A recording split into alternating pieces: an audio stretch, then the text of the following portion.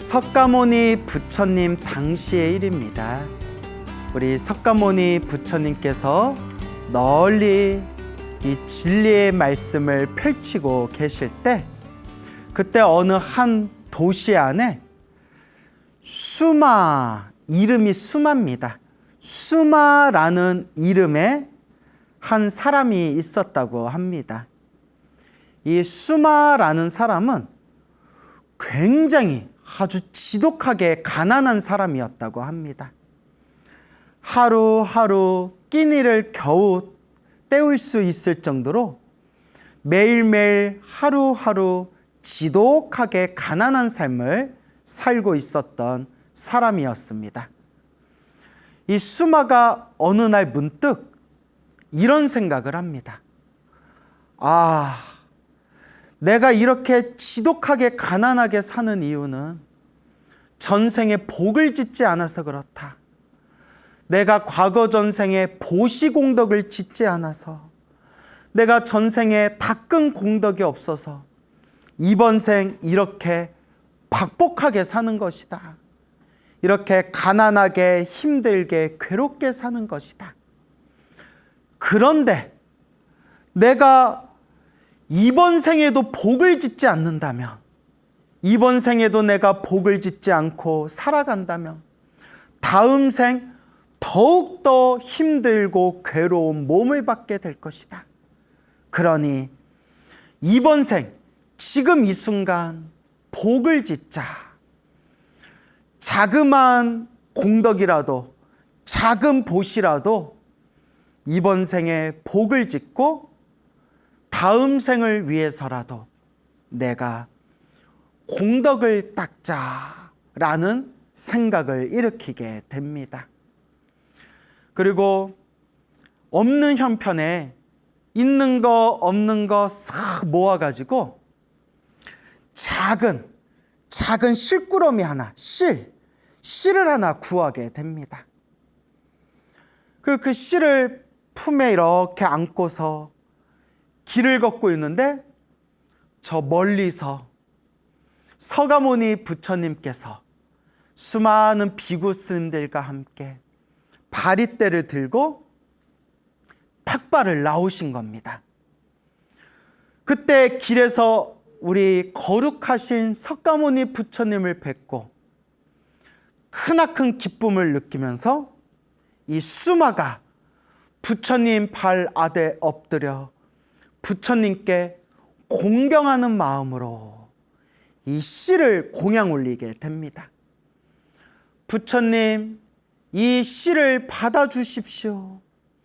보잘것없는 저의 보시라 할지라도 부디 저의 정성을 받아주십시오.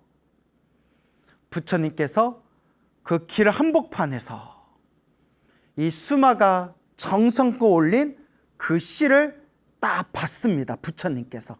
그리고 놀랍게도 부처님께서 그 길 한복판에서 수마 앞에서 당신의 가사를 실로 이렇게 꿰매기 시작합니다.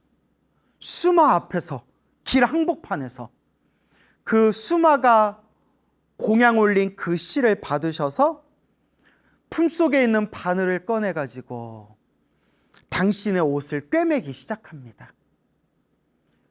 왜일까요? 수마에게 보여주기 위해서이지 않을까요?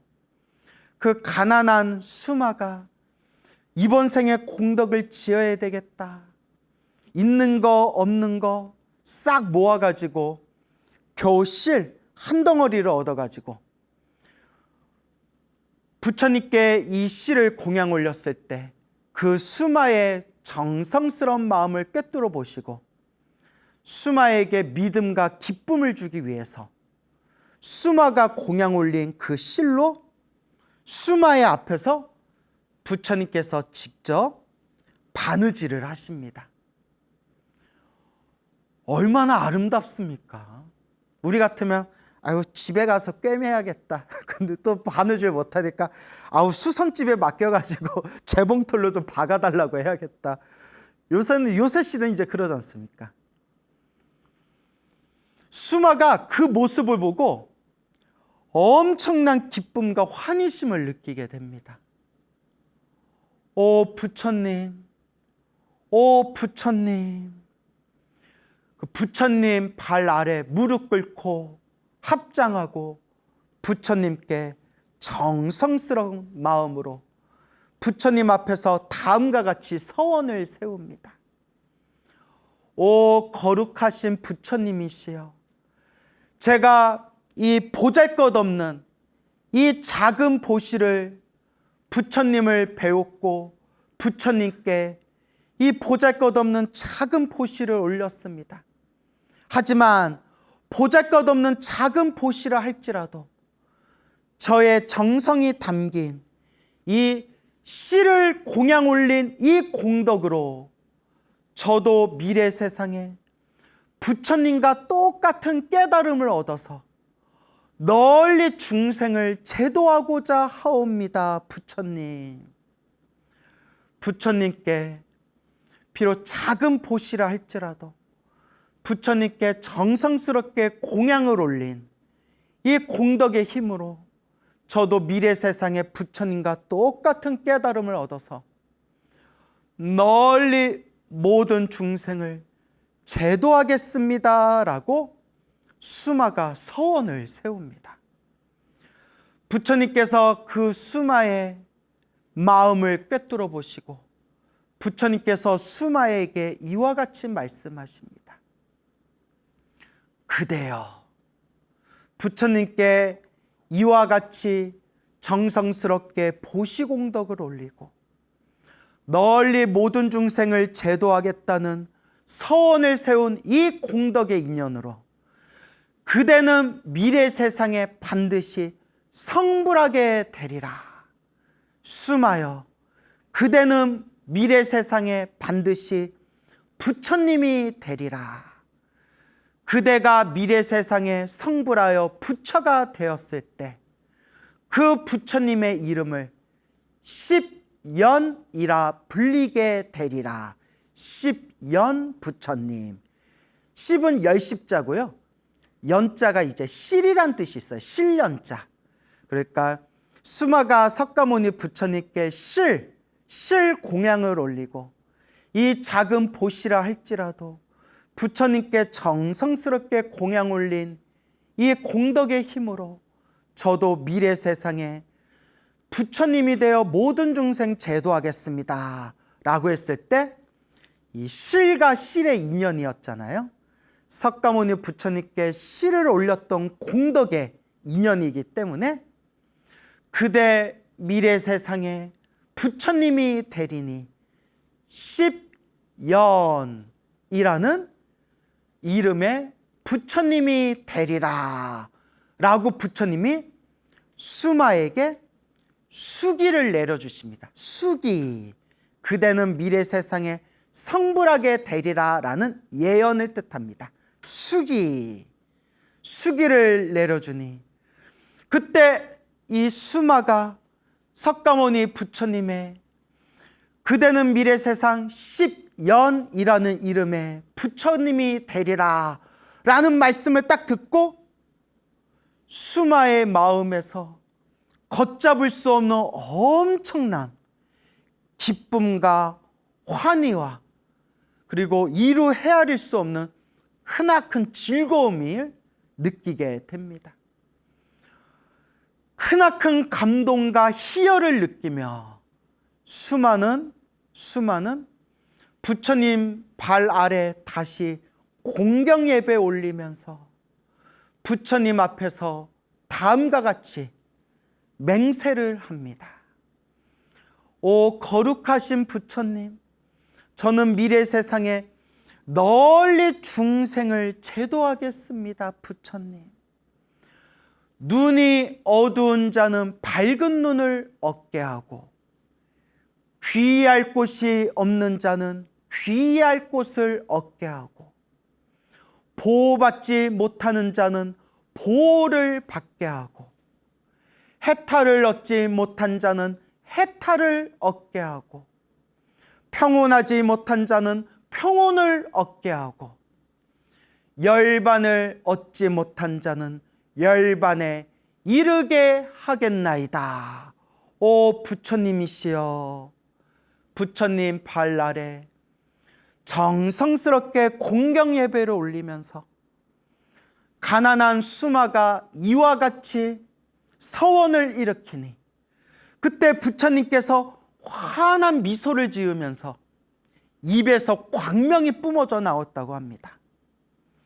부처님 입에서 5가지 색깔의 광명이 뿜어져 나오면서 5가지 색깔의 광명이 다시 부처님의 몸을 세 겹으로 감싼 뒤에 세 겹으로 감싸진 그 광명이 부처님 정수리 안으로 쏙 들어갔다고 합니다. 이와 같이 부처님께서 환한 미소를 지으시니 그때 부처님 옆에 있던 아난 스님이 부처님께 이와 같이 여쭤봅니다. 부처님, 세존이시여, 어찌하여 그렇게 빙그레 환한 미소를 지으십니까, 부처님?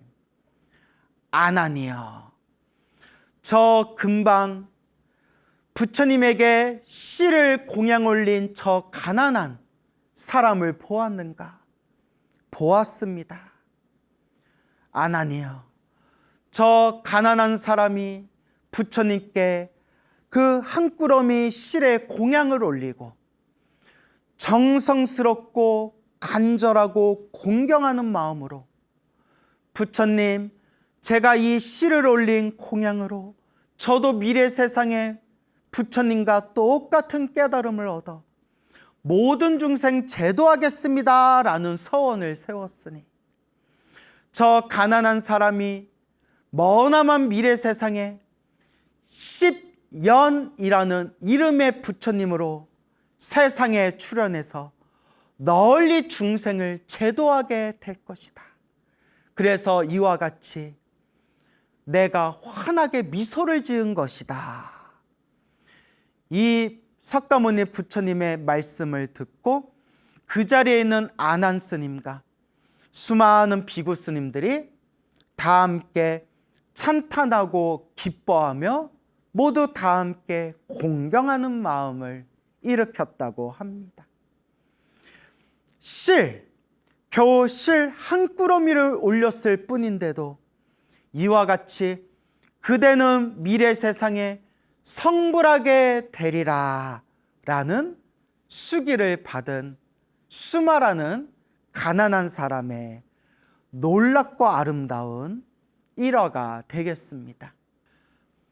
이 수마라는 가난한 사람은 비록 이번 생에 재물복이 없는 가난한 몸으로 태어나서 그렇게 가난한 업보를 받았지만 이 수마에게는 놀라운 성근이 있었습니다. 착할선 뿌리근 착한 뿌리가 있었습니다. 첫째, 보통 평범한 중생들은 힘들고 괴롭고 살아가는 삶에 가난과 고난이 닥치면 그냥 평범한 중생들은 남 탓을 하거나 조상 탓을 하거나 그렇게 스스로 부처님의 가르침에 귀의해서 내가 복을 지어야 되겠다라는 마음을 일으키지를 못합니다. 그런데 이 수마라는 사람은 지독하게 가난한 삶을 살면서 스스로를 돌아볼 줄을 알았습니다. 자신의 인과법, 자신의 인연법을 되돌아볼 줄 알았습니다. 아, 내가 이번 생에 이렇게 지독하게 가난하게 사는 것은 내가 전생에 너무나 복을 짓지 않고 보시를 하지 않았기 때문에 이번 생에 이렇게 가난하게 사는 거구나. 근데 내가 이번 생에도 복을 짓지 않고 보시하지 않고 공덕을 닦지 않는다면 다음 생에는 더 괴로운 몸을 받을 것이 아니냐. 그러니 지금 이번 생, 지금 이 순간에 내가 복을 지어야 되겠다. 보시를 해야겠다. 공덕을 닦아야 되겠다. 복을 짓고 선업을 짓고 공덕을 닦겠다라는 마음을 일으키게 됩니다. 이게 바로 첫 번째 성근입니다. 우리 주변의 어리석은 중생들을 보면 복을 짓고 선업을 짓고 공덕을 닦겠다, 이 공덕을 닦겠다는 마음을 쉽게 일으키지를 않습니다. 오히려 심지어 이 인과법과 인연법을 무시하고 눈앞에서 자기의 탐욕과 애착, 집착에 휩쓸려서 해서는 안 될 짓을 저지르고 남을 속이고 남을 짓밟고 남에게 피해를 주면서까지 자신의 재물 창고를 채우려는 사람들이 이 혼탁한 세상에 수도 없이 많습니다. 하지만 이 수마라는 사람은 내가 이렇게 힘들고 가난하게 사는 것도 다 내가 지은 복이 없어서 그렇다. 그러니 내가 지금이라도 복을 지어야 되겠다. 복 짓겠다. 공덕을 닦겠다. 라는 마음을 일으킨 것 자체가 바로 수마의 첫 번째 성근입니다. 전생에 그래도 착한 뿌리가 있었기 때문에 이번 생에 이런 마음을 낼 수가 있는 겁니다. 그러니까 우리 소나무를 애청하시는 우리 시청자분들, 우리 불자분들도 만약 마음속에 내가 복을 지어야 되겠다, 내가 보시공덕을 지어야 되겠다, 내가 주변에 내가 내 형편껏 조금이라도 내가 주변에 좋은 곳에 내가 나누겠다라는 마음을 일으키고 조금이라도 실천하는 사람들이 있다면 성근이 있는 사람들입니다. 이건 제 얘기가 아니라 다 부처님 경전에 나오는 말씀입니다. 이와 같이 자기가 복을 짓겠다라는 마음을 일으켰고 너무나 가난했기 때문에 겨우겨우 구할 수 있었던 것이 그 약간의 한 꾸러미의 씨를 겨우 구했을 뿐입니다. 그 씨를 가지고 길을 걸었을 때 뚜악 하고 길 한복판에서 생생하게 살아계시는 서가모니 부처님을 만나게 됩니다. 얼마나 큰 복입니까? 지금 이 시대 우리 불자님들은, 지금 이 시대 우리 중생들은 2600년 전보다 훨씬 더 물질적으로 풍요롭고 등 따숩고 배부르고 기름진 음식을 먹으면서 옛날 옛적보다는 훨씬 더 편안하게 의식주를 누리면서 살아가고는 있지만 지금은 아무리 우리가 애타게 바라고 바래도 살아계신 부처님을 만나뵐 수가 없습니다. 기껏해야 살아계신 부처님의 흔적을 마음으로 공경하고 찬탄하면서 부처님의 모습으로 조각한 불상에 공양을 올릴 뿐이죠. 그런데 이 가난하기 짝이 없는 수많은 길 한복판에서 탁발을 나오신 부처님, 살아계신 생생한 부처님을 그 자리에서 길 한 군데에서 딱 하고 마주치게 됩니다. 살아계신 부처님을 마주칠 수 있고 살아계신 부처님 시대에 살아계신 부처님을 뵙고 부처님에게 가르침을 받을 수 있다는 것을 얼마나 큰 복이겠습니까? 얼마나 큰 성근이겠습니까? 그래서 수많은 이와 같이 살아계신 부처님을 만나 뵙고 살아계신 부처님에게 직접 공양을 올릴 수 있는 성근이 있었던 겁니다. 와, 참 놀랍지 않을 수가 없습니다. 내가 복을 지어야 되겠다라는 마음을 일으켰던 성근, 복을 짓기 위해서 씨를 구했는데 씨를 구하자마자 길 한가운데에서 탁발 나오신 부처님을 바로 눈앞에서 마주 볼 수 있고 부처님께 공양 올릴 수 있었던 성근.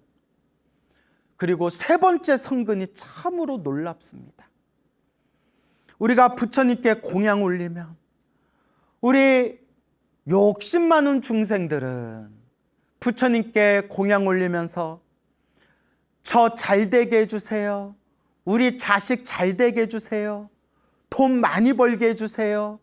모든 일이 술술 풀리게 해주세요. 이렇게 내 가족, 나와 내 가족이 이 세속에서 물질적으로 풍요로워지고 편안하게 즐겁게 해주세요.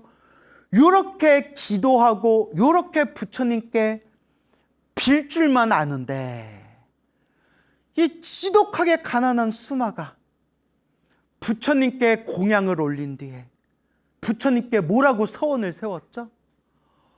오 부처님, 저의 이 보잘것없고 작은 이 실꾸러미, 이 작은 보시라 할지라도 제가 정성스럽고 공양을 올렸으니 이 보시의 이 공양의 공덕으로 저도 미래 세상에 널리 모든 중생을 제도하겠습니다 라는 위대한 발언을 일으키게 됩니다.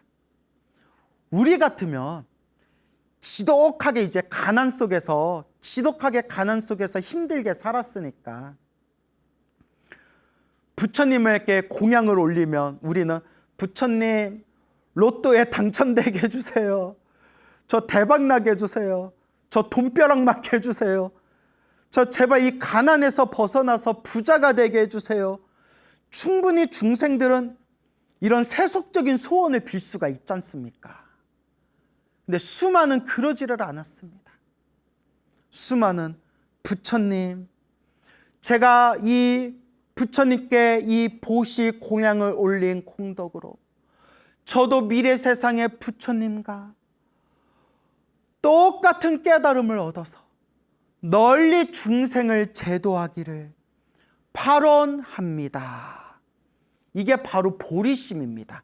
보리심. 발, 안욕 따라 삼맥 삼보리심. 줄여서 발보리심. 보리심이라고 부릅니다. 보살의 마음입니다. 모든 중생을 다 제도하겠습니다. 모든 중생 다 함께 성불하여 지이다. 이게 바로 보리심입니다.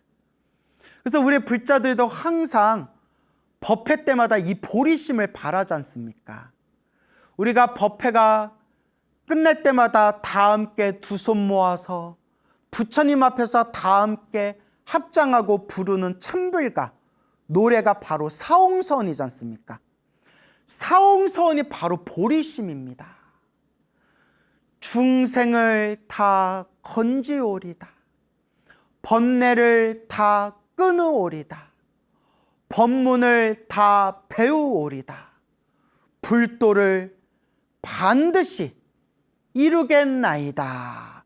이 사홍서원이 바로 보리심입니다. 이와 같이 보리심을 바랄 수 있었던 그 수마의 서원, 그 수마의 그 보리의 마음, 그 보리심이 바로 세 번째 성근이 되었던 것입니다. 이 수마라는 사람이 이번 생 지독하게 가난하게 살았는지는 모르겠지만 비록 그 몸뚱아리는 가난했을지 몰라도 그 마음의 그릇만큼은 우리보다 훨씬 더 뛰어난 존재였던 겁니다. 내가 이렇게 가난하게 사는 이유가 전생에 복을 짓지 않아서 그렇다. 그러니 내가 조금이라도 복을 지어야 되겠다. 이런 마음을 일으켰던 게 첫 번째 성근이었고, 복을 짓기 위해서 실 한 꾸러미를 구해가지고 길을 걸을 때 살아계신 부처님을 마주쳐서 살아계신 부처님에게 정성껏 그 씨를 공양 올릴 수 있었던 것이 바로 두 번째 성근이었고, 부처님께 공양을 올리면서 부처님, 저 가난해서 너무 먹고 사는 게 힘들어요. 저 부자 되게 해주세요. 저 로또 당첨되게 해주세요. 저 대박나게 해주세요. 이렇게 세속적인 그럼 쾌락과 즐거움의 소원이 아니라 부처님, 이 공양의 공덕으로 미래 세상에 저도 부처님과 똑같은 깨달음을 얻어서 널리 모든 중생을 다 제도하겠습니다라는 이 위대한 마음, 위대한 보살의 마음, 이 보리심을 일으킬 수 있었다는 것이 바로 수마의 성근이 되겠습니다. 여러분, 부처님이 이와 같이 수마의 성근을 꿰뚫어 보시고 부처님께서 아무한테나 수기를 주시는 게 아닙니다. 사실 살아계신 부처님을 만나서 살아계신 부처님에게 그대는 미래 세상에 성불하게 되리라, 부처님이 되리라 라고 수기를 받을 수 있는 것은 머나먼 과거 전생에서부터 성근이 있어야만, 수많은 착한 뿌리를 심고 심었어야만 이번 생 살아있는 부처님을 만나서 그대는 미래 세상 성불하게 되리라 수기를 받을 수가 있다고 합니다. 그러니까 이 수마라는 사람은 비록 이번 생 가난하게 살아가는 모습을 보여줬을지는 몰라도 이번 생에 석가모니 부처님을 만나서 부처님께 그대는 미래 세상 10연이라는 이름의 부처님이 되리라 수기를 받을 수 있었다는 것 자체가 이 수마라는 가난한 사람이 머나먼 과거 전생에서부터 착한 뿌리, 성근이 있었던 사람이었구나라는 것을 우리가 미루어 짐작할 수가 있는 겁니다. 우리도 그와 같습니다, 여러분. 사람으로 태어나기 어렵고 부처님 법을 만나기 어려운데 우리가 전생에 무슨 복을 많이 지었기에 이번 생에 이렇게 사람으로 태어나 부처님 법을 만났을까? 내가 지금 이번 생 좀 가난하게 사는 사람도 있을 것이고 이번 생에 내가 조금 건강하지 못하고 병약하게 살아가는 사람도 있을 것이고 이번 생에 내가 조금 주변 사람들 관계가 좋지 못하고 좀 힘들고 괴롭고 답답하게 살아가는 사람이 있을지 몰라도 그럼에도 불구하고 가난하거나 부자거나 상관없이 똑똑하거나 좀 머리가 우둔하거나 상관없이 건강하거나 병약하거나 상관없이 살아가는 삶이 평탄하거나 살아가는 삶이 좀 괴롭거나 상관없이 어쨌거나 우리가 이번 생에 사람으로 태어나 부처님 가르침을 만난 것은 정말 그래도 과거 전생에 내가 지어놓은 복이 있고 착한 뿌리가 있었기 때문에 우리가 이번 생에 사람으로 태어나 부처님 법을 만날 수 있었던 겁니다. 그와 같은 믿음이 있어야 됩니다. 믿습니다 라는 그런 믿음이 있어야 됩니다. 그리고 다행이다, 다행이다 라는 마음이 있어야 됩니다. 참 다행이다. 사람으로 태어나 참 다행이다. 부처님 법을 만나 참 다행이다. 내가 조금이라도 복을 지을 수 있어서 참 다행이다. 내가 이번 생에 기도하고 염불할 수 있어서 참 다행이다.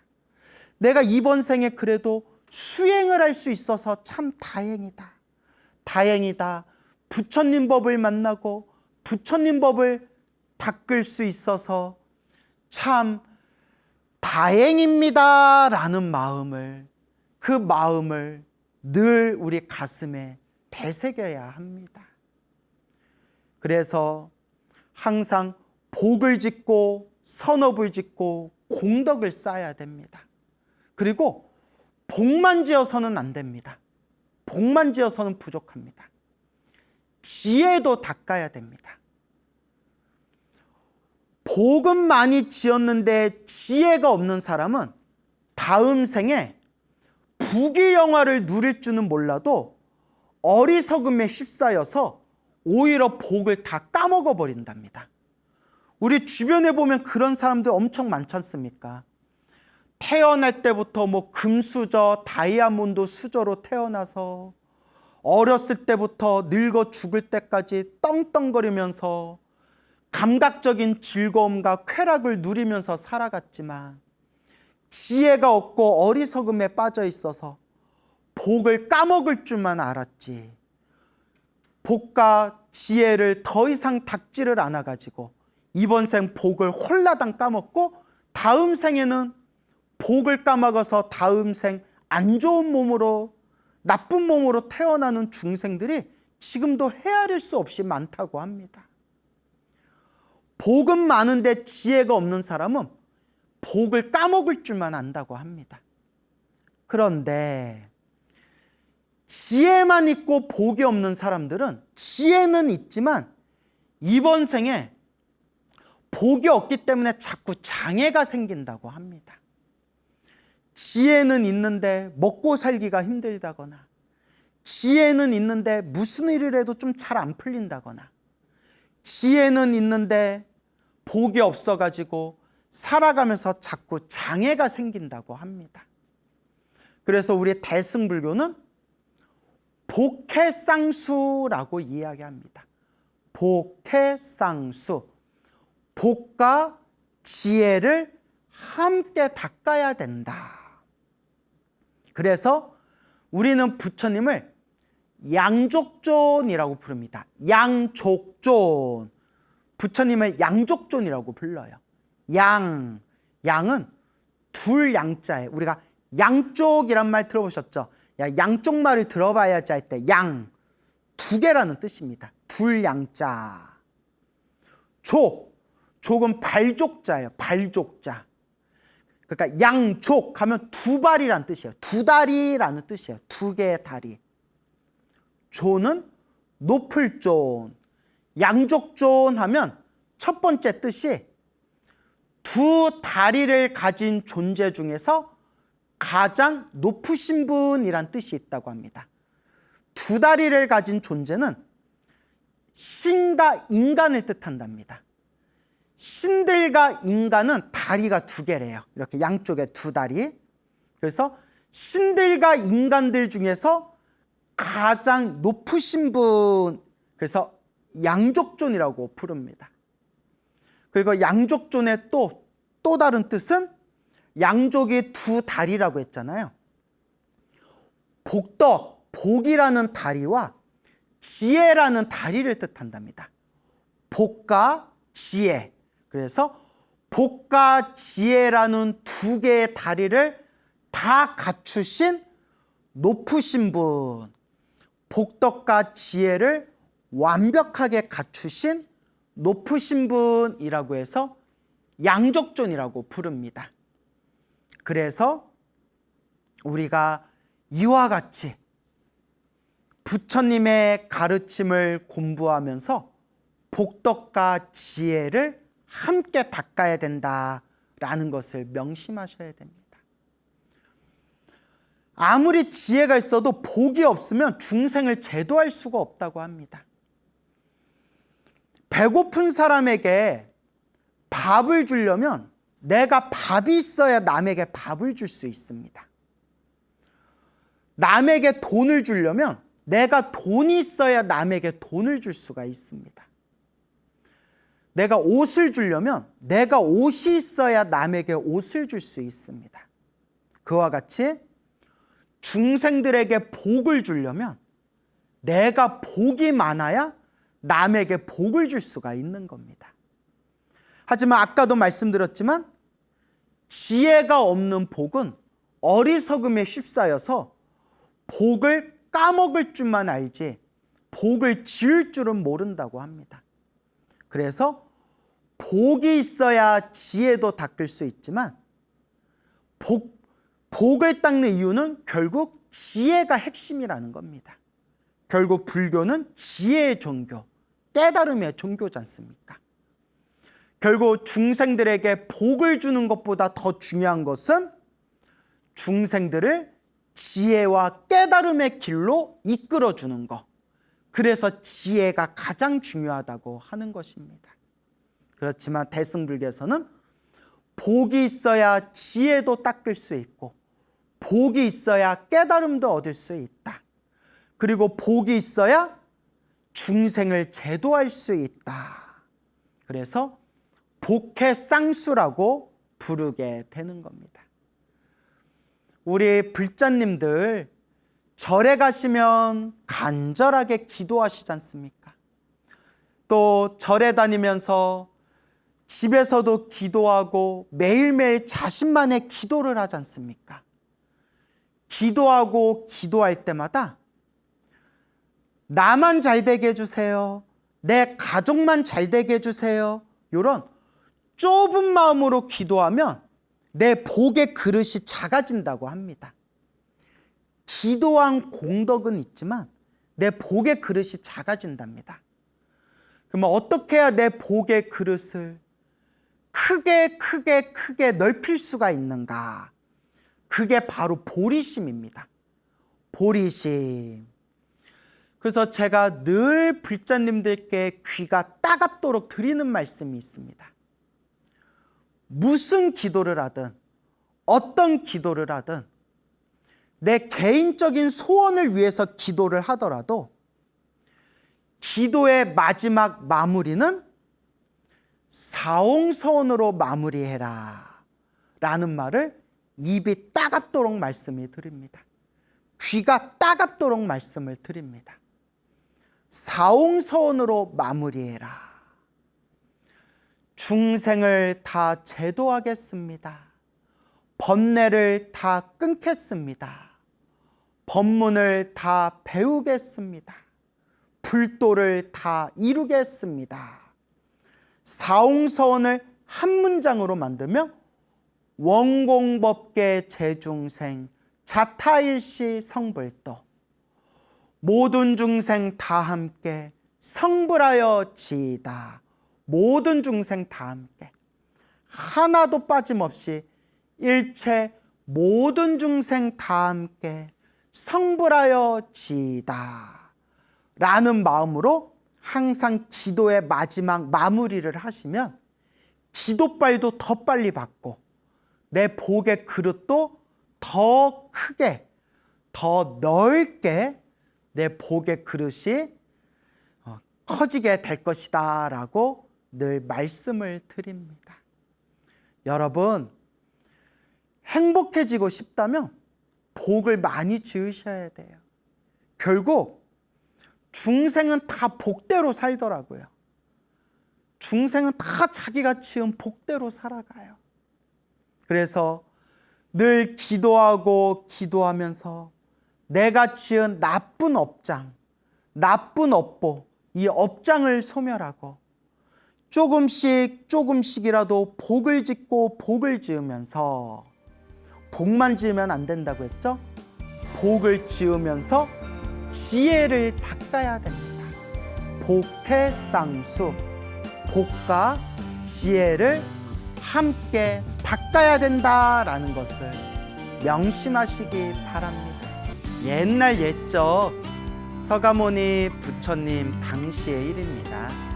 서가모니 부처님께서 세상에 출현해서 널리 중생들에게 법을 설하고 계실 때의 일입니다. 어느 한 여인이 있었습니다. 그때 어느 한 여인이 있었는데 여인이 아이를 하나 낳았습니다.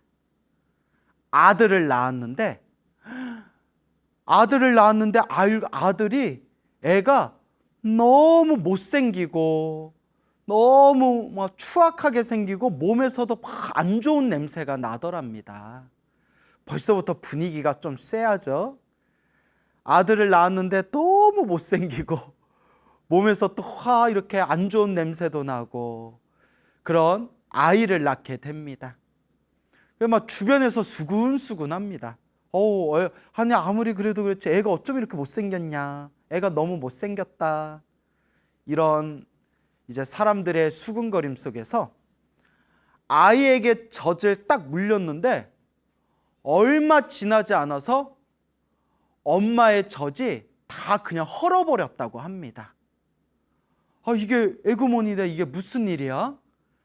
어쨌거나 애를 먹여야 되니까 사람들한테 부탁해서 젖이 나오는 다른 어머니들을 구해서 그 아들에게 젖을 물리도록 부탁을 했는데, 그 아들이 젖을 물기만 하면 여인네들 젖이 다 헐어버리는 겁니다.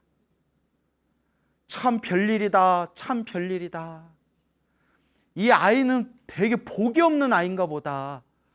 그렇지 않고서야 어떻게 젖을 주려고 젖을 물리기만 하면 얼마 지나지 않아서 이 아이가 물었던 젖이, 여인의 젖이 다 이렇게 헐어버리는가. 그래서 아무도 아이에게 젖을 물리려고 하질 않고, 어쨌거나 애는 살려야 되니까, 애는 뭘 먹여야 되니까 꿀하고 우유를 싹 섞어가지고 손가락에 찍어서 꿀과 우유를 섞은 그걸 손가락에 다 찍어 아이의 입에 넣어주면서 겨우겨우 애를 키웠다고 합니다. 그래서 그 아들의 이름을 리군지라고 이름을 지었다고 합니다. 리군지. 무슨 뜻인지는 저도 잘 모르겠어요. 리군지라고 이제 이름을 짓게 됩니다. 그렇게 무럭무럭 자랐는데 어떤 사연이 있었는지는 모르겠지만 일찌감치 떠돌이 생활을 하면서 집집마다 다니면서 구걸을 해가지고 음식을 얻어먹는 그런 떠돌이 생활을 하게 됩니다. 그런데 아무리 하루 종일 애를 쓰고 애를 써도 한 번도 배가 부를 만큼 밥을 얻어먹은 적이 없었다고 합니다. 와, 지지리도 복이 없는 거예요. 우리가 이런 걸 참 식복이라는 표현 쓰죠. 야, 넌 참 먹을 복이 많다, 야. 아유, 나는 왜 이렇게 먹을 복이 없을까? 식복이라는 표현이 있지 않습니까? 곳곳마다 다니면서 먹을 것을 매일매일 구걸하고 걸식하고 사람들의 얻어먹어도 겨우 목숨이 끊기지 않을 정도로 겨우 끼니만을 겨우 이을 뿐이지 한 번도 그렇게 배부르게 흡족하게 그렇게 밥을 먹어본 적이 없었다고 합니다. 아유, 불쌍해라. 그러던 어느 날이었습니다. 리군지가 성 안에 들어가서 곳곳을 다니면서 먹을 걸 구하고 먹을 걸 구했는데도 그날 완전히 땡처리가 돼버렸다고 합니다.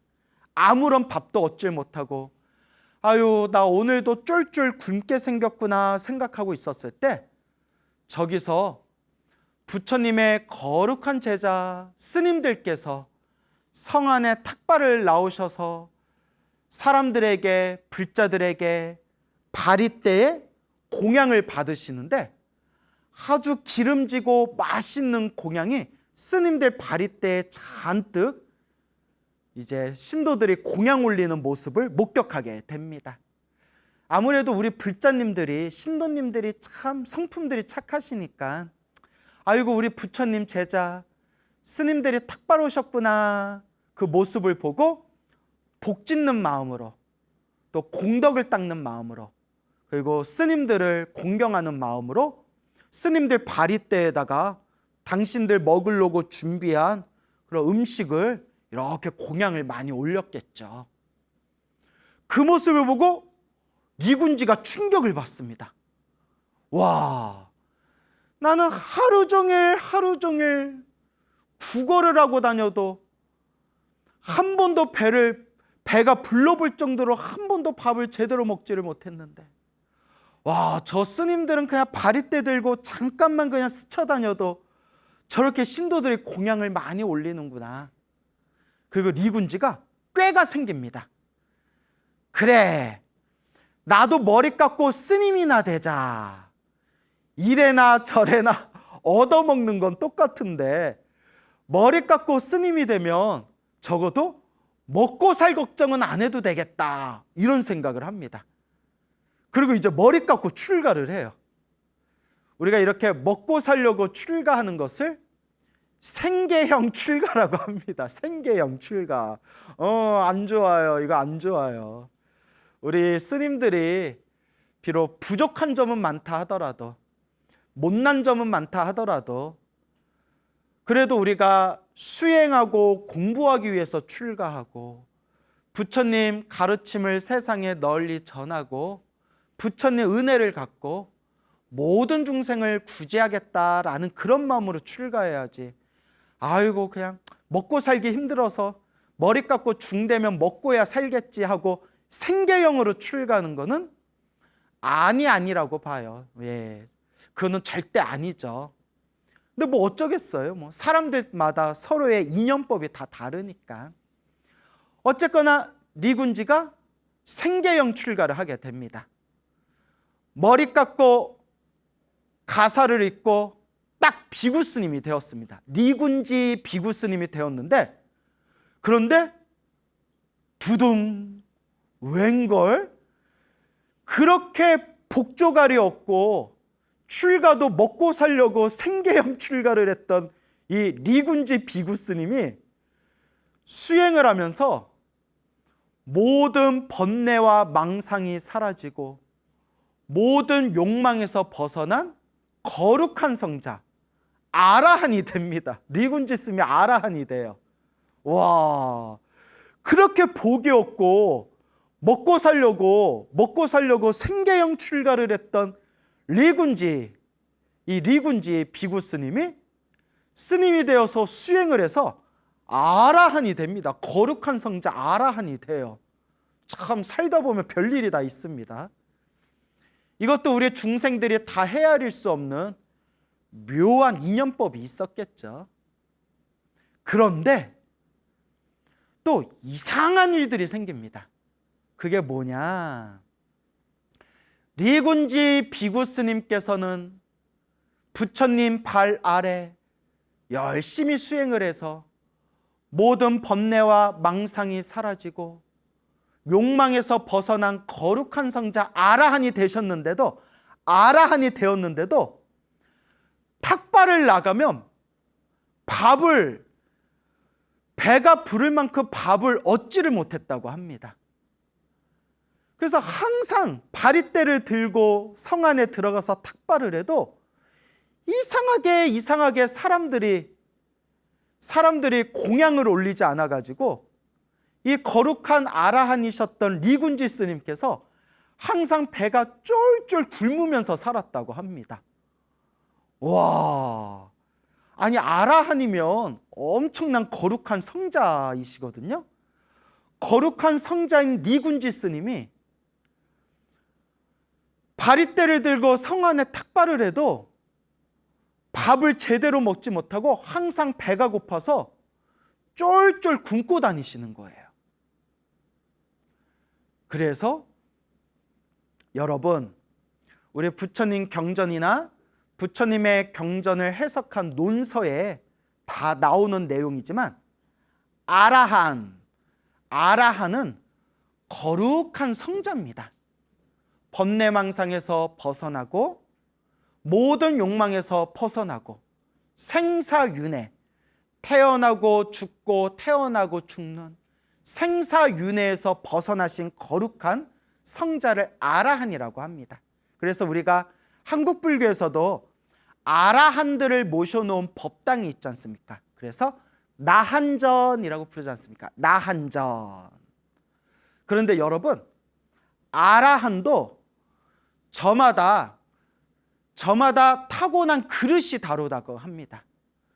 저마다 타고난 그릇이 다르기 때문에 저마다 수준이 저마다 천차만별이기 때문에 전생에 지었던 인연법에 의해서 복이 많은 아라한도 있고 복이 없는 아라한도 있고 신통이 있는 아라한도 있고 신통력이 없는 아라한도 있고 설법을 잘하는 아라한도 있고 설법을 잘 못하는 아라한도 있고 복이 많아서 항상 사람들에게 존경받고 이렇게 어딜 가나 사람들에게 공양과 공경을 많이 받는 아라한도 계시고 오늘의 주인공이신 니군지 아라한 스님처럼 하루 종일 성안을 다녀도 바리떼에 제대로 공양 한번 제대로 얻지 못할 정도로 그렇게 공양도 제대로 받지 못하는 복 없는 아라한도 있다는 겁니다. 와, 근데 이건 제 얘기가 아닙니다, 여러분. 경전이나 그런 논서에 나오는 내용입니다. 그래서 오직 부처님만이 원만구족이라고 표현합니다. 원만구족. 원만은 둥글둥글하다라는 뜻이에요. 그래서 원만이라는 것을 불교에서 표현할 때 완전하다라고 표현해요. 완전하다. 원만, 완전하다.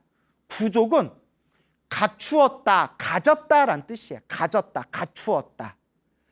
원만구족하면 완벽하게 모든 걸 다 갖추셨다. 완전히 완벽하게 모든 걸 다 가졌다, 갖추셨다. 그게 원만구족이고 오직 부처님만이 원만구족이라고 하셨어요.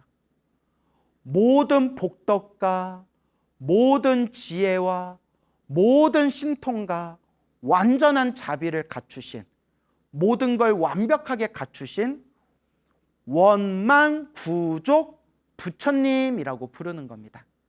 그리고 원만구족이신 부처님 아래 제자들, 아라한들은 과거 전생 지었던 인연법에 의해서 저마다 타고난 그릇이 달라서 복이 있는 아라한도 있고 복 없는 아라한도 있고 신통이 있는 아라한도 있고 신통이 없는 아라한도 있고 설법을 잘하는 아라한도 있고 설법을 못하는 아라한도 있고 저마다 아라한이란 존재 자체는 거룩한 분들이시지만 저마다 그렇게 개성이나 특성이 또 타고난 어떤 복의 그릇이 천차만별이라고 합니다. 에구구구, 그런데 우리 리군지 비구 스님께서는 출가하기 전에도 복조가리 없이 박복하게 사셨는데 머리 깎고 출가해서 거룩하신 성자 아라한이 되셨는데도 복이 없는 거예요. 복이. 그러니까 복이 참 중요합니다, 여러분. 아라한이 됐는데도 복이 없어가지고 바리떼를 들고 성안을 다녀도 공양을 얻을 수가 없었다는 거예요. 그래서 이제 쫄쫄 굶으셨다는 거예요. 그래서 어느 날 내가 과거 전생에 얼마나 박복하게 살고 복 없이 살았으면, 얼마나 악업이 많으면 이렇게 다른 평범한 스님들도 성안에 들어가서 바리떼 공양을 많이 받아오는데 나는 평생을 배가 부를 만큼 밥을 얻어먹지를 못하는구나. 그리고 탑에 들어가 가지고 탑에서 스스로 참회하고 있을 때 탑에 군데군데 이렇게 먼지가 껴있는 것들을 보게 됩니다. 그때 한마음 착한 마음을 내어서 부처님 불탑, 부처님의 탑에 있는 그 여기저기 묻어있는 그 먼지들을 깨끗하게 치우셨다고 합니다. 먼지를 깨끗하게 싹 치우고 난 뒤에 탁발을 갔는데 그날 처음으로 바리떼 공양을 가득 받아왔다고 합니다.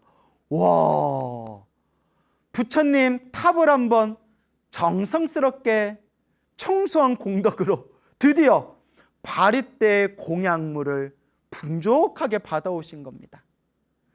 그때 리군지 스님이 느낀 바가 있어서 대중 스님들께 이와 같이 청을 올립니다. 대중 스님이시여, 저 리군지 비구가 대중 스님들께 고합니다. 앞으로 요 부처님 탑, 불탑에 있는 먼지는 제가 깨끗하게 청소를 하겠습니다. 부처님 탑을 제가 깨끗이 청소하겠으니 대중 스님들께서는 저의 마음을 헤아려 주시고 이 탑의 먼지, 탑을 깨끗하게 청소하는 그런 소임은 저에게 양보해 주시기 바랍니다. 대중스님께 청을 올린 뒤에 이제 매일매일 이제 탑을 청소를 하고, 탑을 청소하고 난 뒤에 탁발을 가면 항상 공양을 잘 받아왔다고 합니다. 그러니까 여러분, 우리가 부처님 도량에 가서 법당 청소하거나 부처님 도량을 깨끗하게 청소하거나 부처님 도량에서 자원봉사하고 복 짓는 게 엄청나게 공덕을 많이 닦는 거예요. 그게 다 복 짓는 겁니다, 여러분. 그런데 어느 날이었어요. 리군지 스님이 그날따라 피곤한지 아침에 좀 쉰다고 쉬고 있었는데 깜빡 늦잠을 잤나 봐요. 그때 지혜제일 사리불 스님께서 먼 곳에서 부처님이 계신 처소에 와서 부처님께 인사드리고, 부처님이 인사를 드린 뒤에 탑에 갔는데 탑에 여기저기 먼지가 묻은 걸 보고 사리불 스님께서 탑을 직접 청소를 하십니다. 그렇게 탑의 청소를 사리불 스님께서 다 마친 뒤에 리군지 스님이 눈을 뜨고 나서 어이고, 탑을 청소해야 되는데 내가 늦잠을 자고 있었구나. 탑이 있는 곳에 청소하러 딱 갔는데 너무 깨끗한 거예요. 아니, 탑 청소는 내가 맡기로 했는데 이 탑을 누가 청소했지? 하고 있는데 지혜제일 사리불 스님께서 탑을 청소하셨다라는 걸 알게 됩니다. 리군지 스님이 사리불 스님을 찾아가서 이와 같이 이야기합니다. 사리불 존자시여, 제가 사리불 존자께서 모르고 계셨겠지만 제가 항상 이 탑을 청소하겠다라고 대중스님들한테 고한 뒤에 항상 제가 탑을 청소했습니다. 탑을 청소하지 않고 탁발을 나가면 항상 제가 공양물을 얻지 못하고 늘 배를 쫄쫄 굶었는데, 제가 탑을 청소하고 난 뒤에 탁발을 나가면 항상 공양물을 풍족하게 받아왔습니다. 그런데 사리불 스님께서 탑을 청소하셨으니 오늘 제가 쫄쫄 굶게 생겼습니다. 아이고, 사리불 스님이 미안한 거예요. 아이고, 그 리군지 스님, 내가 몰랐습니다. 아유, 또 그런 사연이 있었네요. 그럼 리군지 스님, 잘 됐습니다. 그렇잖아도 저 아는 어느 신도분의 집에서 스님들을 초청해서 공양을 올리기로 했으니, 오늘 저를 초청해서 공양 올리기로 했으니 리군지 스님, 저와 함께 신도집에 가서 오늘 신도집에서 공양청을 받읍시다. 그리고 사리불 스님이 리군지 스님을 데리고 사시 공양, 하루에 한 끼를 드셨거든요. 부처님 당시에는 하루에 한 끼, 딱 사시 공양, 딱 오전에 점심 한 번을 드셨는데, 딱 그날따라 신도집에 공양청을 받기 위해서 신도집에 사리불 스님하고 리군지 스님하고 초청받은 스님들이 딱 갔는데, 야, 가는 날이 장날이라고 스님들 공양청 모셔놓고 그 신도집의 부부가 대판 부부싸움이 났대요. 사네 못 사네, 살리네 죽이네, 인간아 하면서 막 스님들 공양청 모셔놓고 대판 부부싸움이 났는데, 아니 생각해 보세요. 막 집에 막 부부가 막 죽이니 살리니 부부싸움 나는데 그 와중에 아니 저기 싸우고 계셔서 죄송한데 저희들 밥은 언제 주실 겁니까? 이렇게 말할 수는 없잖아요. 그래서 사리불 스님께서 아이고 오늘은 땡이다 야 돌아가자 하고 그날 공양을 굶게 됐대요. 그러니까 복이 없는 리군지 스님을 데리고 밥 먹으러 갔다가 복 없는 리군지 스님 때문에 온 대중이 다 밥을 굶게 생긴 거예요. 그래서 첫째 날은 그렇게 이제 밥을 먹지 못하게 됐고, 이제 둘째 날이 됐어요. 둘째 날에 사리불 스님이 어제는 뭐 계획에 없이 우리 본의 아니게 부부싸움을 하는 바람에 밥을 먹지 못했지만 오늘 찾아가는 신도집은 큰 부잣집인데 거기는 성격들이 넉넉하고 여유로워서 아마 부부싸움도 안 하고 우리 스님들한테 공양도 잘 올릴 겁니다. 그러니 스님, 리군지 스님, 오늘 우리랑 같이 가서 공양청을 받으시죠 하고 사리불 스님하고 다른 비구 스님들이 먼저 가셔서 그 부잣집에서 공양청을 받으시고, 뭐 어떤 일이 생겼는지 리군지 스님이 뒤늦게 딱 그 부잣집에 공양 받으러 갔는데 아이고, 밥이 또 끊어진 거예요. 희한하죠? 리군지 스님이 기가 막혀가지고, 아니 오늘 공양청을 한다고 해서 나도 사리불 스님하고 같은 일행인데 아니 어떻게 내 앞에서 밥이 뚝 끊기냐고. 나는 밥을 못 먹었어. 남은 밥이 없어. 아이고 스님 좀 일찍 오시죠. 아유 오늘따라 사람들이 많이 오고 손님들이 많이 오고 거기다 스님들 공양청까지 올려가지고 밥이 또 끊겼습니다 스님. 에구구구 하고 이틀 동안 또 밥을 굶은 거예요. 첫째 날은 부부싸움이라 해서 밥을 굶고, 둘째 날은 좀 늦게 갔는데 자기 앞에서 밥이 또 끊겨가지고 밥을 굶고. 참 이렇게 일이 안 풀리는 일이 있을까요?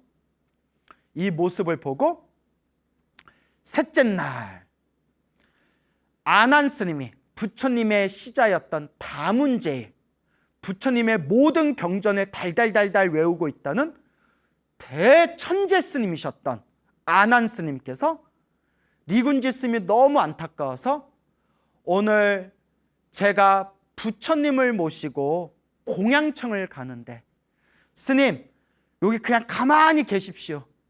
가만히 계시고 제가 오면서 스님이 드실 공양물을 바리떼에 받아가지고 제가 갖다 드리겠습니다. 이걸 전문 용어로 배달이라고 하죠. 배달. 제가 배달해 드리겠습니다. 그 리군지 스님이 아난 스님 제가 깨서 밥을 쫄쫄 굶고 있어가지고 그러면 스님만 믿습니다 하는데 세상에나 그렇게 똑똑하고 대천재였던 아난 스님이 그날따라 밥 갖다 주는 걸 깜빡 잊어버렸대요. 새까맣게 잊어버렸대요. 기가 막히고 코가 막히는 일이죠. 그래서 그 대천재 스님이 밥 갖다 준다는 걸 깜빡 잊어버리는 바람에 셋째 날도 굶어버려요. 야, 진짜 번뇌와 망상이 사라지신 거룩한 성자 아라한의 경지에 이르렀으니까 화도 안 내고 참는 거지. 우리 같았으면 아마 살인 났을 거예요. 예?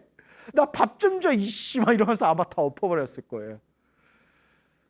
넷째 날이 됐을 때 아난 스님이 이번에는 마음에 딱 되새기고 리군지 스님에게 반드시 밥을 갖다 줘야 된다 딱 마음에 되새기고 바리떼에다가 공양물을 받아서 리군지 스님이 있는 곳에다 배달해 주려고 했는데 동네 개들이 와서 개싸움을 벌이는 바람에 아난 스님께서 개싸움이 휘말리셔가지고 바리떼를 놓쳐서 바리떼에 있는 음식물이 바닥에 다 쏟아져 버렸대요. 아이고. 그래서 결국 리군지 스님에게 또 밥을 드리지 못했답니다. 세상에 4일 동안 밥을 못 먹고 있는 거예요. 5일째 되는 날 드디어 신통제일 목련존자께서 출현하십니다.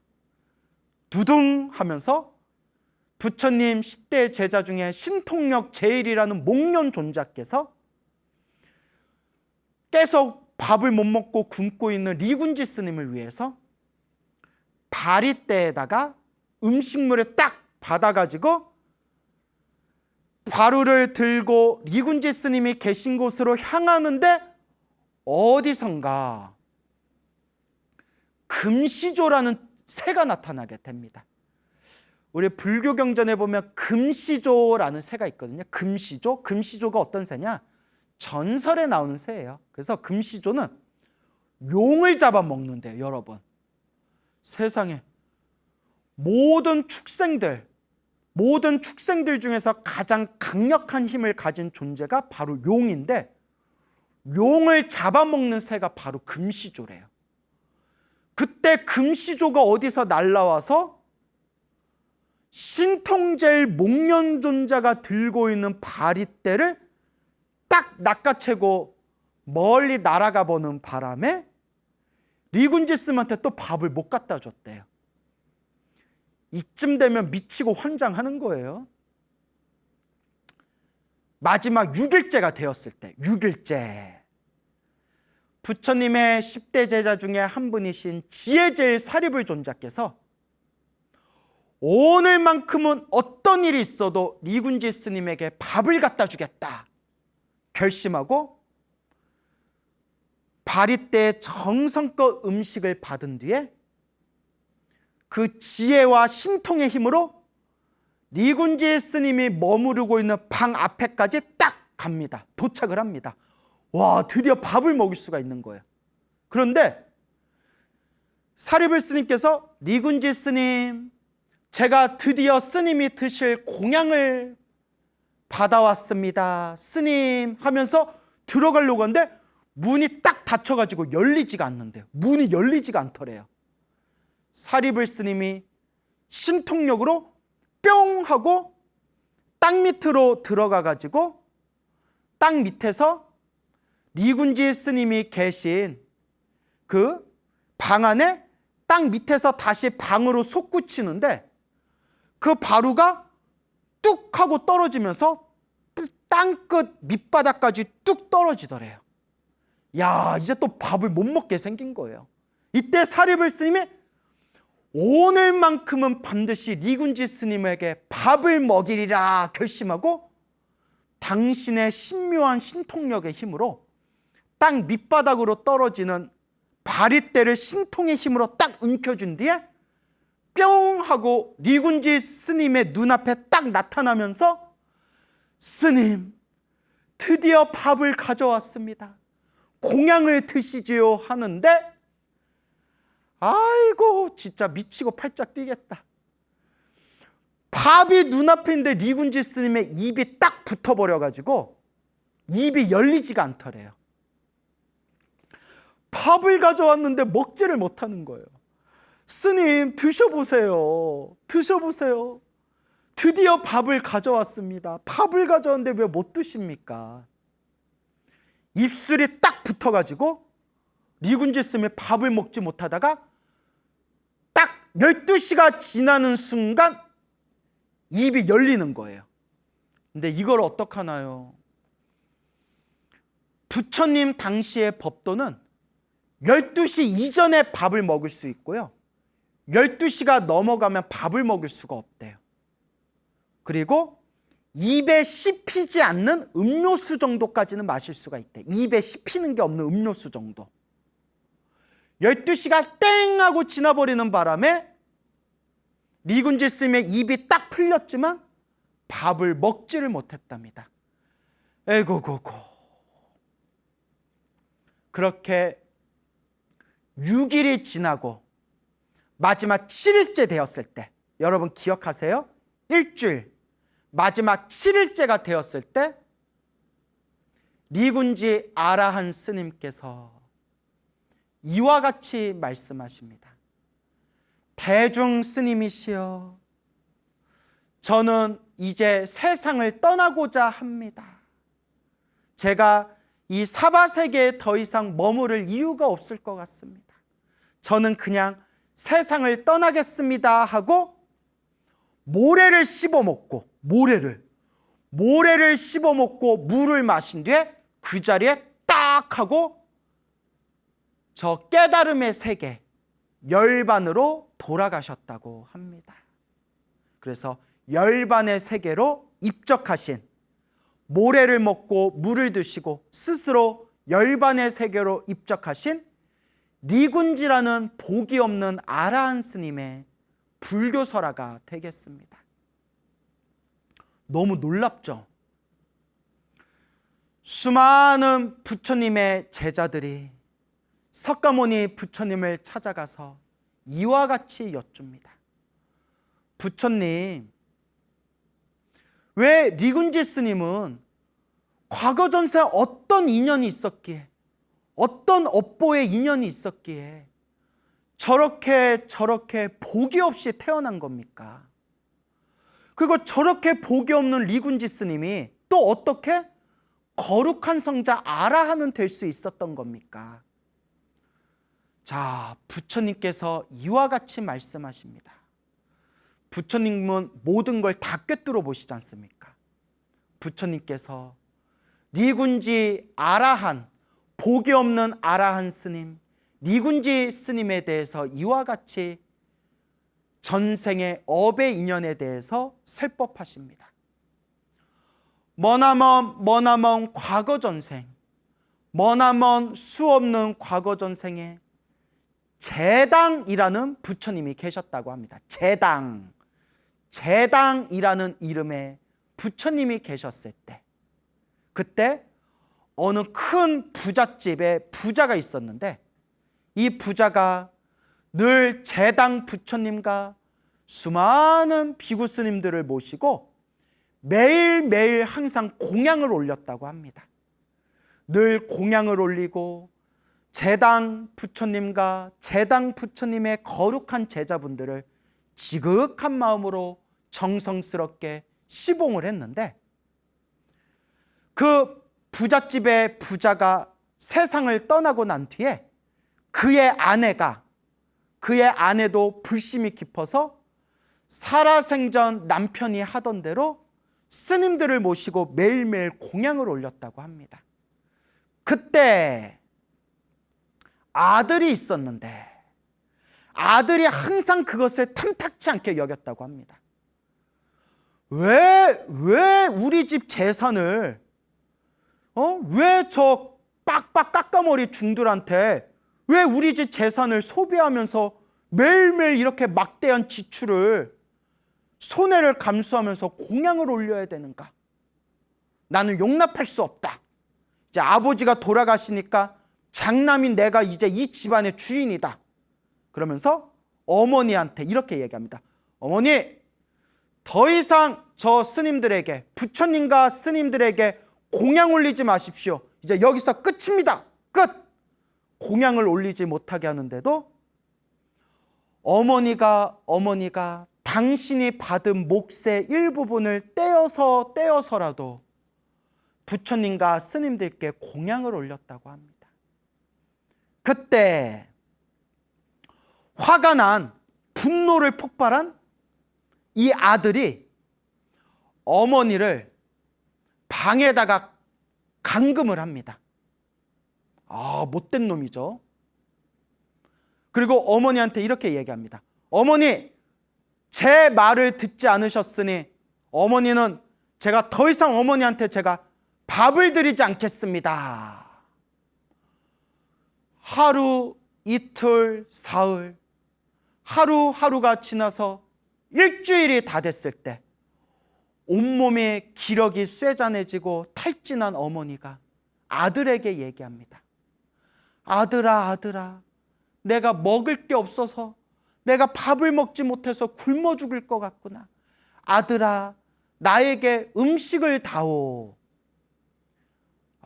이거 얘기하다 보니까 제가 화딱지가 나네요. 이런 후레자식을 봤나.